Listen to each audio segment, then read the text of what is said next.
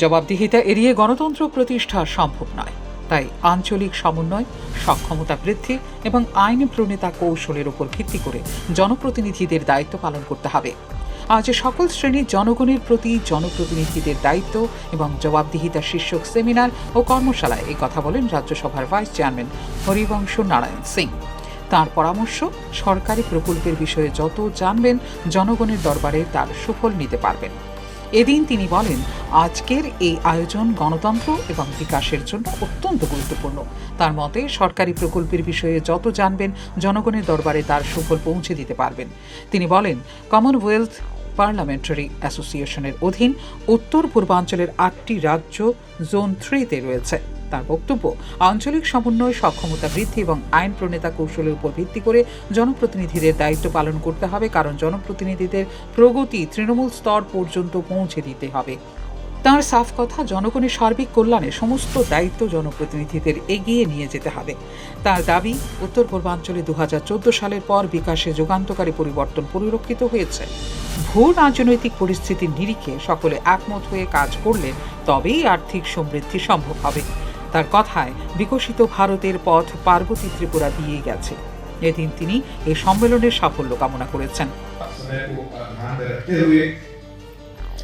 हम सबका प्रयास है कि किस तरह से समाज के हर वर्ग का, यानी जो सारी 19 अनुसूचित जनजातियां और सभी यहाँ रहने वाले लोग हैं, वो अपने विशिष्ट संस्कृति के साथ राज्य में विकास करें, अपनी पहचान रखें। सभी वर्गों की जवाबदेही का अर्थ यह सुनिश्चित करना कि अगरतला में बैठे जनप्रतिनिधि किस तरह से पर्वतीय बस्ती में रहने वाले इन जनजातीय परिवारों के भी एक व्यक्ति का ध्यान रखें, जैसे शहर में रहने वाले व्यक्ति का रखते हैं। यही माननीय मोदी जी का और त्रिपुरा सरकार की प्राथमिकता।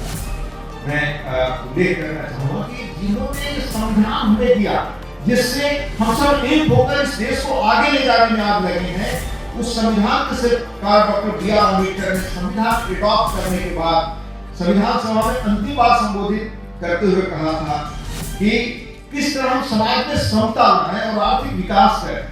संविधान यानी डेमोक्रेसी की स्पिरिट क्या है? चुने हुए लोग इंटायर पॉपुलेशन का काम करते हैं, वो किसी स्पेसिफिक कास्ट, क्रीड या इंटरेस्ट ग्रुप के लिए काम नहीं करते। एक बार व्यक्ति जब चुना गया तो सारे समाज की रहनुमाई करते हैं। ये संविधान का मर्म है। इंक्लूसिविटी पर जोर है। इथिकल मॉरल ऑब्लिगेशन भी हमारा यही है, और गांधी जी ने भी कहा था कि हम सत्ता में रहते हुए ट्रस्टी हैं, उसी रूप में हमें काम करें। और संविधान का स्पिरिट देखिए, अलग अलग हिस्सों से आए लोग, अलग अलग भाषा, संस्कृति, परिवेश से आए लोग, कैसे उन्होंने संविधान दिया कि संविधान के कारण जब सपना देखने की दुनिया की ताकत बनेंगे, और दुनिया में आज जो हालात है उसमें सबसे तेजी से बढ़ने वाला देश भारत है। यह आपके लिए गौरव का विषय होना चाहिए। और माननीय प्रधानमंत्री जी कहते हैं कि राज्यों के तेज विकास से ही देश का तेज विकास संभव है। कोऑपरेटिव फेडरलिज्म के तहत में कैसे काम करना है, इस संविधान की खासियत क्या है, जो हम में से हर एक व्यक्ति को समझना और जानना चाहिए। इस संविधान को बनाने में 2 वर्ष और 11 महीने 18 दिन लगे। संविधान सभा में 308 सदस्य थे। 2473 संशोधनों पर उन्होंने चर्चा की, एक भी व्यवधान नहीं हुआ। 395 अनुच्छेदों और 8 अनुसूची में ये संविधान दुनिया के सबसे बड़ा लिखित संविधान बना, पर कभी आपस में प्रदर्शन, हंगामा, व्यवधान, बहिष्कार की स्थिति नहीं थी। याद रखिए, हजारों वर्ष से हमारा देश अलग अलग बटा हुआ था एक तरह का, लेकिन भाषा, संस्कृति, रस्मों, रिवाज, रहन सहन सब हम लोग अलग था। पर उन लोगों ने बैठ करके हमें सारे अपने मतभेद पीछे रहकर देश को एक संविधान दिया, क्योंकि वो साथ ही विकास कर सकते हैं, अकेले कोई विकास कर नहीं सकता। उन मनुष्यों के आप दूरदृष्टि और विजन को देखिए। डॉक्टर राजेंद्र प्रसाद और डॉक्टर अम्बेडकर साहब को नहीं सुना रहा हूँ।